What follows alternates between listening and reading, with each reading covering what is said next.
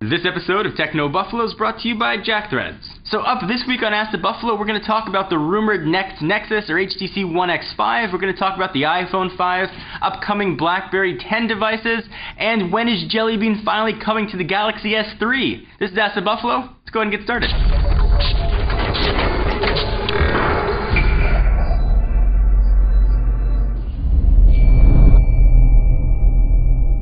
User Matthias Bulk asks, now that you've reviewed the iPhone 5, what's your daily driver? So in this industry, the term daily driver means the phone that we're carrying with us in our pockets. Generally, we have new phones that we're testing and reviewing that tend to be our daily drivers. I'm going to try and use the iPhone 5 for a while. I miss using iOS. In particular, I miss the app experience. I think the applications, when they're being only developed for really one phone, and I guess now maybe one or two screen sizes, really is a tremendous application experience. And the breadth of apps that are in the App Store, I think, is really hard to match. So I'm sort of enjoying a refresher of the apps that are found in the iPhone 5. Once the Galaxy Note 2 comes out and we get it in our offices, I'll probably try using that for a little while. And ultimately, I'll probably end up going back and forth between an Android device and an iOS device. And hopefully, I'll be able to throw in a Windows Phone 8 device in there and maybe a new, fingers crossed, sometime in 2013, BlackBerry 10 device. Hopefully that helps answer your question. User Andrew Baxendale asked, hey John, do you think the upcoming BlackBerry 10 devices are enough to save RIM? So enough to save RIM, I think only time is going to tell, but I will say the upcoming devices look awesome.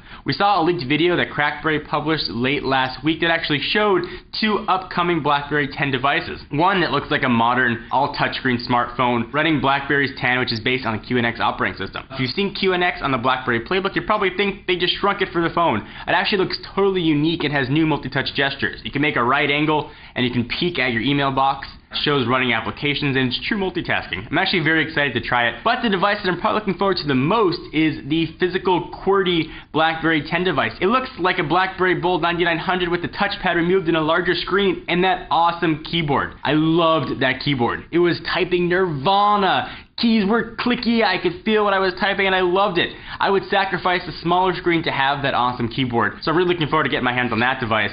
And RIM is saying we will see them hopefully in January, but at the very least sometime in 2013, and after delay, I don't think they're going to miss this mark. User G Young Park asks, can you give us some information about the HTC One X5 or the next Google Nexus? What are some of the upcoming phones before 2012 ends? We saw screen captures and pictures of what supposedly this HTC One X5 is going to look like. It's got the 5, it's going to have a 5-inch screen, it's going to be powered by a new quad-core Snapdragon chip, 2 gigs of RAM, 1080p display, and hopefully a really beefy battery, and running Android Jelly Bean. But the juicy rumor here is that it actually might not be HTC Sense on top of it. It might be pure, unadulterated, awesome, naked Android in the guise of the next Nexus, probably called the Nexus 5. So you've been waiting for some new Nexus hardware. Your wait might not be that long. And I wouldn't be surprised to see that device actually come out before the holiday season. Usually October, November in particular is really a prime buying time in the US. Right after Thanksgiving, and I expect to see this new phone come out sometime before then. So the devices coming out before the 2012, the ones I'm looking forward to the most, Lumia 920, HTC 8X, Galaxy Note 2 are probably the three that I'm most excited about. The iPhone 5 was on that list, but it's already here, and you can go ahead and pick one up, so hopefully that helps answer your question. So as you can tell by my plain gray t-shirt, I've got a really keen sense of style. I love to go shopping. It's my favorite thing in the world. Actually, I can't stand going to the mall. I would probably go shopping once a year just because I have to get new clothes because they always have holes and tears in them. I hate shopping. If you're like me, you want to give JackThreads a try. Only suckers pay full price. If you love alternate apparel brands like Kid Robot, Hurley, and Stussy but hate wasting your cash on them, listen up! You can score these premium brands up to 80% off.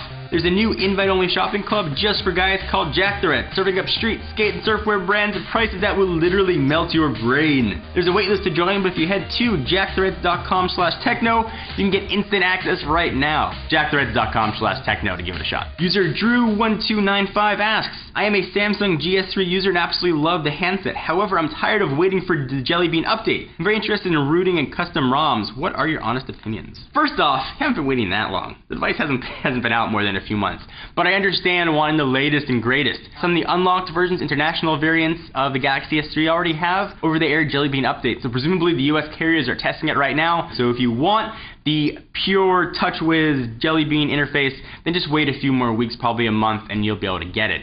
If you want to venture into the dark realms of rooting and get pure, unadulterated Jelly Bean on your handset, well, things get a little bit tricky.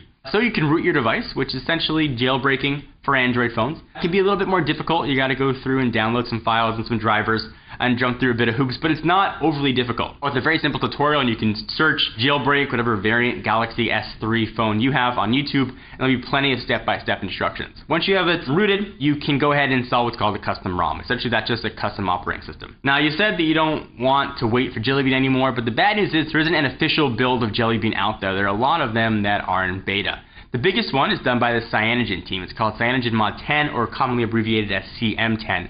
It's not quite ready for public consumption yet, but it is available for beta download. There are other variants of CM10. One of the ones I like a lot is called AKOP. There's one called Paranoid Android. There are a lot of great choices out there. If you want something really stable, though, that's going to be CyanogenMod 9.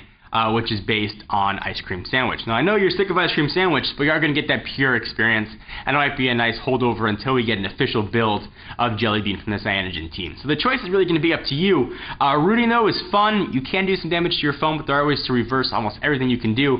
If you want to get more technical, you want to customize, rooting is a great way to go. I'm just starting to explore it right now. I'm having a lot of fun tweaking, customizing, figuring out all the great things that you can do with the Android operating system. Thank you guys for watching another episode of Ask the Buffalo. Be sure to check us out at technobuffalo.com for the latest and greatest tech news in the world of technology and occasionally some dancing. I'm John Rettinger. I'll see you in the next video.